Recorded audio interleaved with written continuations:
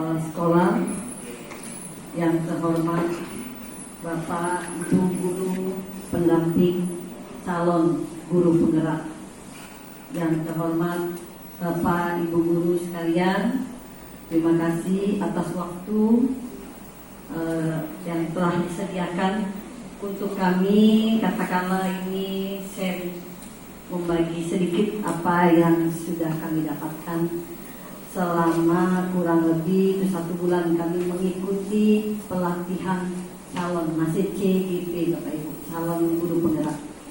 Jadi sedikit cerita Bapak Ibu menyambung dengan apa yang disampaikan oleh Pak Rudi tadi, bahwa kami ini memang mengalami proses dalam perekrutan guru penggerak ini. Dimulai dari yang pertama itu pendaftaran, itu dimulai dari mengisi semacam katakanlah esai, memang esai panjang sekali Bapak Ibu. Kami diberikan sekitar kurang lebih 19 pertanyaan, di mana di situ dijawab secara spontan dalam durasi waktu lebih kurang 1,5 jam. Dan dia memiliki batasan karakter untuk dalam pengetikan Bapak Ibu. Jadi misalnya kalau kita menjawab berikan satu soal di situ, misalnya dibatasi 150 karakter. Kalau belum sampai 150 karakter belum mau Bapak Ibu dia dikirim. Jadi mempunyai batasan begitu. Terus lagi setelah itu kami di tes yang berikutnya itu ada tes mengajar Bapak Ibu. Jadi kami di tes mengajar melalui Jimit. Kami tidak ada siswanya, kami dites di situ. Sesudah itu kami ada lagi tes wawancara dengan tim pengujinya. Nah, sesudah kami lulus, alhamdulillah itu 54 orang dari Palembang yang menjadi calon guru penggerak dalam angkatan 1 ini, memang khusus kota Palembang, jadi itu daerah lain tersebar nanti. Di situ kami belajarnya lewat RMS Bapak Ibu. Terus terang saya itu baru 1 kali ini melihat, oh begitu RMS. Ya, rupanya kita belajar diarahkan dengan secara daring begitu caranya. Ada RMS itu sudah kami terima masing-masing. Itu masuknya dengan akun SIM PKB kita masing-masing Bapak Ibu. Jadi selama kurang lebih 1 bulan itu kami diajarkan yang pertama ini tentang azas pemikiran Ki Hajar Dewantara. Selama 1 bulan kami lewat RMS itu, mulai dari ada fasilitatornya, diberikanlah tentang materi atau apa itu azas pendidikan dari Ki Hajar Dewantara. Jadi mohon maaf Bapak Ibu, ini sekedar sharing saja, itu kan berarti atau pokoknya katakanlah ini membagi ilmu saja apa yang kami dapat. Nah, dari azas pendidikan Ki Hajar Dewantara ini Bapak Ibu, ya, dikatakan bahwa ada pendidikan adalah tempat persemaian benih-benih kebudayaan dalam masyarakat. Ki Hajar Dewantara memiliki keyakinan bahwa untuk menciptakan manusia Indonesia yang beradab, maka pendidikan menjadi salah satu kunci utama untuk mencapainya. Ya, itu yang dikatakan oleh Ki Hajar Dewantara. Jadi kita pendidikan itu sebagai persemaian benih-benih. Jadi kita dikatakan sebagai seorang petani Bapak Ibu di sini. Nah, selanjutnya kalau kita sebagai seorang petani, artinya kita misalnya kita menanam bibit jagung atau padi. Tidak bisa kita akan menanam bibit jagung atau padi, kita akan mengharapkan tumbuh yang lain. Jadi kalau kita menanam jagung ya otomatis akan tumbuh jagung. Nah, tergantung cara kita menanam, cara kita merawat. Jadi cara kita menanam merawat itu bagaimana cara kita merawatnya, dia menjadi bibit jagung atau hasil jagung yang unggul. Begitu juga dengan anak murid didik kita. Jadi itu Bapak Ibu, di situ kami diajarkan bahwa kita sebagai guru sebenarnya seorang petani. Itu Ki Hajar Dewantara mengibaratkan kita. Selanjutnya Ki Hajar menjelaskan bahwa tujuan pendidikan yaitu menuntun. Jadi kita menuntut segala kodrat yang ada pada anak agar mereka dapat mencapai keselamatan dan kebahagiaan yang setinggi-tingginya, baik sebagai manusia maupun sebagai anggota masyarakat. Oleh sebab itu, pendidik itu hanya dapat menuntun tumbuh atau hidupnya kekuatan kodrat yang ada pada anak-anak, agar dapat memperbaiki lakunya bukan dasarnya, hidup dan tumbuhnya kekuatan kodrat anak. Jadi Bapak Ibu, kita di sini hanya bisa menuntun sehingga katakanlah anak kita itu selamat. Kalau fasilitator tadi mengatakan selamat itu bagaimana? Selamat itu bukan berarti dia berharta, mempunyai kedudukan yang tinggi, tidak Bapak Ibu ya. Jadi selamat itu artinya dia selamat di masyarakat dan selamat di dunia, di akhirat nanti. Jadi dia bisa bergaul di masyarakat, dia diterima, di akhirat juga dia insya Allah mendapat surganya. Jadi itu yang dikatakan menuntun di sini. Jadi kita tidak bisa membuat anak itu menjadi apa yang kita inginkan, tidak bisa. Jadi biarkan dia tumbuh sesuai dengan kodratnya. Jadi kalau dia misalnya seperti perputaran planet, kalau Pak Salih bilang perputaran planet, jadi planet itu ada yang cepat dan ada yang lambat. Secara pribadi saya juga terketuk, katakanlah saya terus terang mengajar matematika. Di sini ada juga Bapak Ibu yang sama-sama mengajar matematika. Terus terang kalau mengajar matematika itu kesannya tidak sabar kita. Taunya anak harus bisa, kamu bisa ini, misalnya persamaan kuadrat, kamu harus bisa persamaan kuadrat. Kalau tidak bisa, dah gagal. Jadi di hari ini tidak begitu Bapak Ibu. Kita harus bisa membuat anak itu menjadi katakanlah dia merdeka dalam belajar. Jadi kita berikan kebebasan mereka supaya mereka dapat mengeksplor apa yang mereka inginkan. Tapi dengan catatan, dengan tetap memperhatikan aturan yang benar.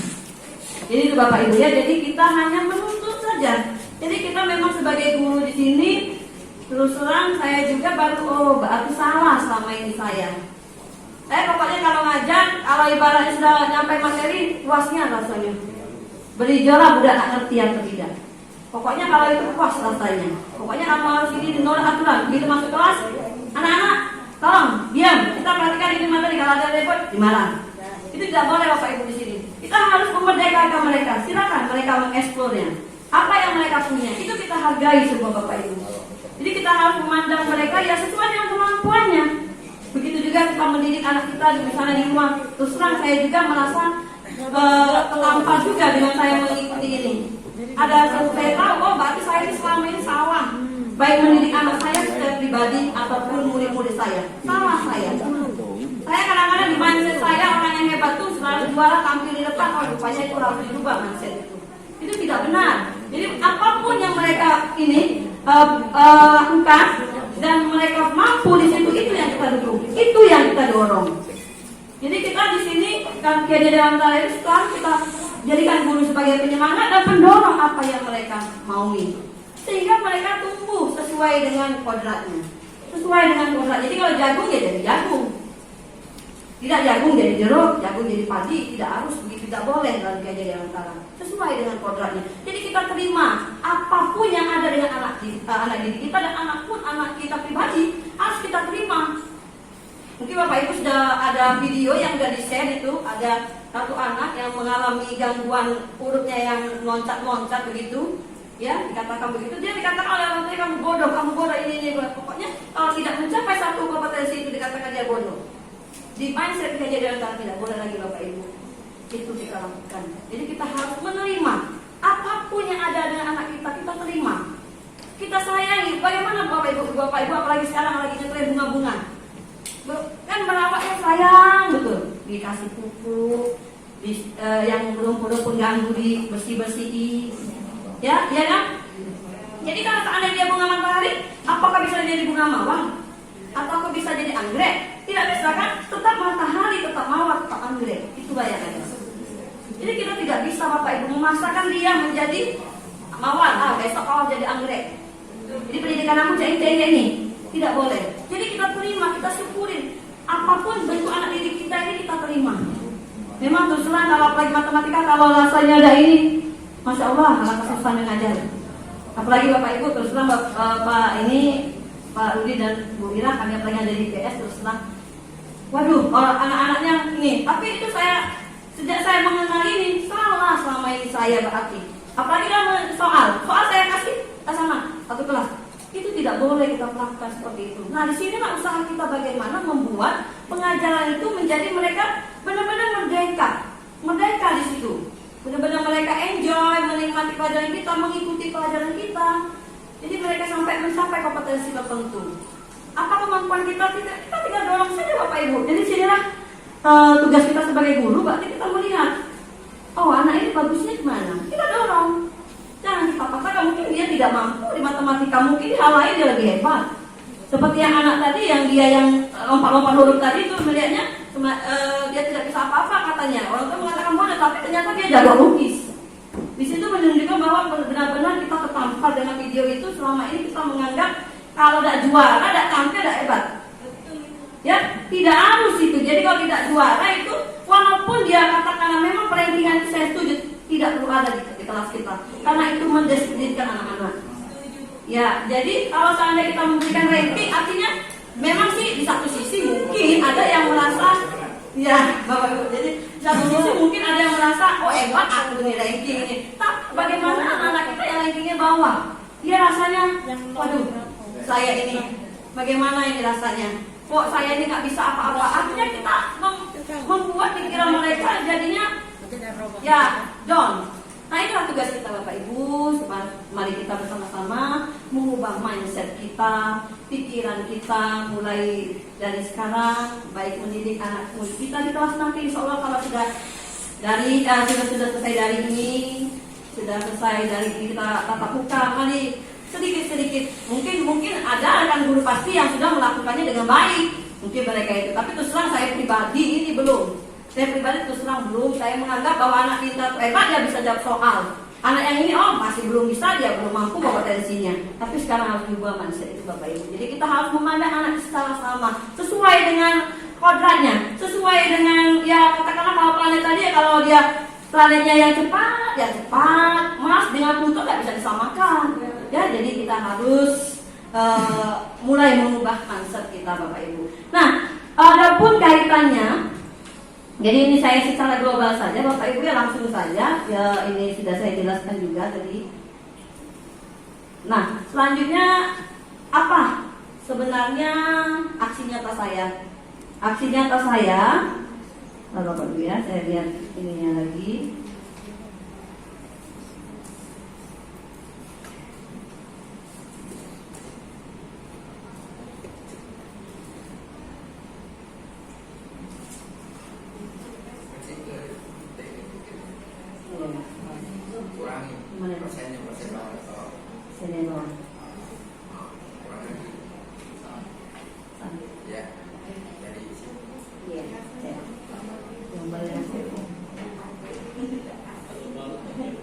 Ya, jadi itu Bapak Ibu. Jadi katakanlah saya berhubungan dengan filosofi Ki Hajar Dewantara, ajas pemikiran Ki Hajar Dewantara, itu saya mengambil tentang merdeka belajar.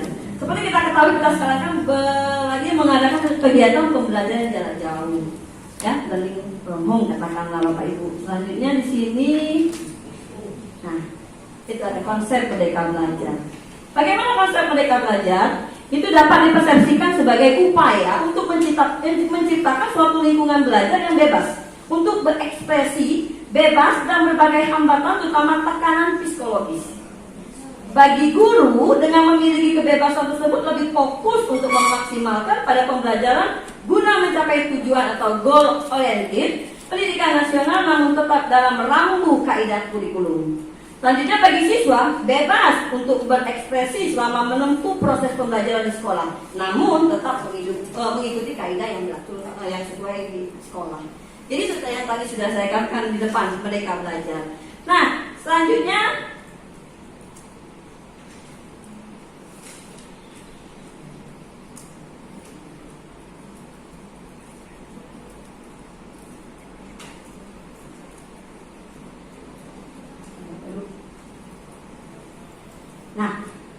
ada asesmen. Asesmen itu katakanlah bahasa kerennya itu, kata bahasa Inggris asesmen. Kalau kita penilaian.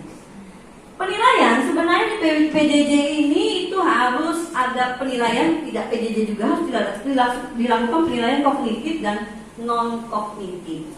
Nah, selanjutnya di sini apa itu kognitif? Maaf sebentar.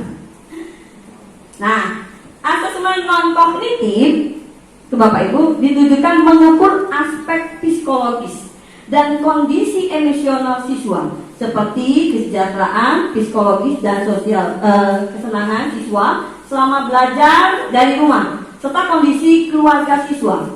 Asesmen kognitif ditujukan menguji kemampuan dan capaian pembelajaran siswa. Nah, jadi asesmen kognitif itu ditujukan menguji kemampuan dan capaian pembelajaran siswa. Ini maksudnya Bapak Ibu. Jadi asesmen kognitif itu tidak berhubungan dengan pelajaran kita. Jadi kita psikologis. Jadi langkah awal sebenarnya utama KPJJ ini bagusnya memang psikologisnya dulu kita lihat.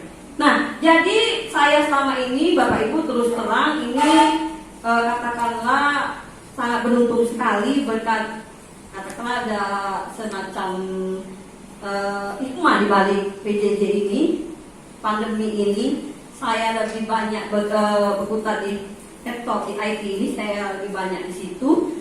Saya tahu ini Bapak Ibu dari, mungkin saya pernah share di grup kita itu guru belajar seri pandemi COVID-19.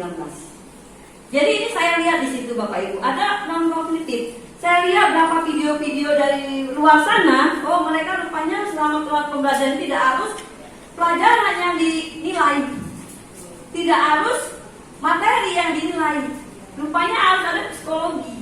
Ini saya lakukan Bapak Ibu, aksi nyata saya ini saya lakukan dengan siswa saya. Saya menyuruh mereka membuat bagaimana kondisi mereka selama PJJ. Oh Bapak Ibu, begitu saya tahu tugas mereka sempat sedih saya. Di situ mereka mengatakan ada yang orang tuanya meninggal, bapaknya meninggal, ibunya saja, ibunya kerja sekarang ini tidak ini karena pandemi ini. Jadi saya begitu terketuk, oh begini keadaan siswa saya sebenarnya. Saya selama ini materi, kerjakan, tidak digawe kepanggil, ngapo, tidak digawe ini. Nah sekarang ini saya sudah tahu, oh begini kendala mereka. Iya, banyak sekali Bapak Ibu. Asesmen non kognitif ini memang sangat perlu kita lakukan. Sangat perlu Bapak Ibu kita lakukan. Jadi memang kita harus tahu dulu apa yang akan kita maksudnya seperti jagung tadi. Jenis apa yang akan kita tanam ini? Harus tahu. Oh ini harus begini, oh ini harus begini. Jadi dia tunggu. Tapi kalau seandainya kita tidak tahu dalamnya isinya, kita mau tunggu menghasilkan dia baik, tidak bisa Bapak Ibu kita tutup begitu. Jadi kita harus tahu dulu apa yang akan kita tanam. Nah itulah asesmen non kognitif ini Bapak Ibu yang saya lakukan. Sudah saya suruh buat mereka Bapak Ibu. Apa curahan, bagaimana perasaan mereka, bagaimana kondisi mereka selama PJJ. Buatlah, buat dalam bentuk cerita, buat dalam bentuk poster, buat dalam bentuk video. Ternyata mereka di situ benar-benar hebat anak kita Bapak Ibu. Ya mereka mahir semua. Kalau kita Bapak Ibu, terutama saya malu sekali. Kalau saya IT-nya hebat sekali, mereka banyak sekali aplikasi-aplikasi yang mereka bisa. Oh ternyata mungkin di kelas dia nggak bisa matematika, tapi hebat di dunia IT-nya mereka. Itu Bapak Ibu. Seperti sebagai contoh ada anak kelas IPS sudah tamat. Kemarin kalau pelajaran saya dia bawa, saya tahu bawa. Tapi begitu IT hebat sekali Bapak Ibu, dia mendesain apapun. Wow, ya jadi itu sungguh menjadi penghargaan buat saya pribadi, berarti bahwa selama ini saya salah. Nah itu, jadi asesmen non kognitif ini harus kita lakukan Bapak Ibu. Mulai dari sekarang, mari sama-sama. Kita jangan hanya LPP, stop, atau materi selesai. Ini kita harus tahu dulu latar belakang siswa kita ini. Memang bisa ngomong Ibu Atik prakteknya berat kan, banyak berapa orang yang diladeni dan ngurusi budak baik banyak gawe rumah. Apalagi berapa kelas misalnya dari 35 kali 6 kelas dan itu sendiri berapa anak. Tapi ya itulah tantangan kita sebagai seorang guru. Saya juga mungkin belum bisa Bapak Ibu, tapi insya Allah saya akan mencoba Bapak Ibu semaksimal mungkin akan saya lakukan. Insya Allah akan saya terapkan ajar seperti ini. Insya Allah. Mari saya ajak sama-sama Bapak Ibu untuk bersama-sama kita katakanlah ya mengubah mindset dulu Bapak Ibu. Mindset kita, pemikiran kita, pandangan kita terhadap anak kita. Jadikanlah pandangan anak-anak kita ini, anak didik kita, anak yang di rumah, kesayangan kita. Jadi kalau kita tahu sendiri Bapak Ibu menjaga barang kesayangan, benar-benar dijaga, jangan sampai rusak, jangan sampai nah begitu juga perlakukan anak-anak kita. Mungkin itu saja dari saya Bapak Ibu. Mungkin nanti akan dilanjutkan dengan aksi nyata dari Ibu Yusdidar. Saya minta maaf Bapak Ibu jika mungkin ada kata-kata saya yang salah. Pada Allah saya mohon ampun. Wassalamualaikum warahmatullahi wabarakatuh. Oh iya.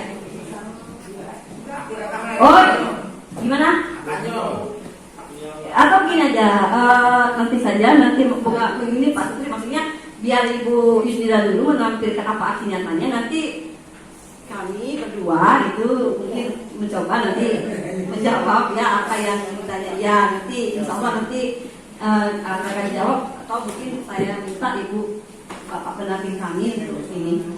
Ya, kami persilakan kepada Ibu Yusnida untuk memaparkan aksi nyata dari pemikiran Ki Hajar Dewantara.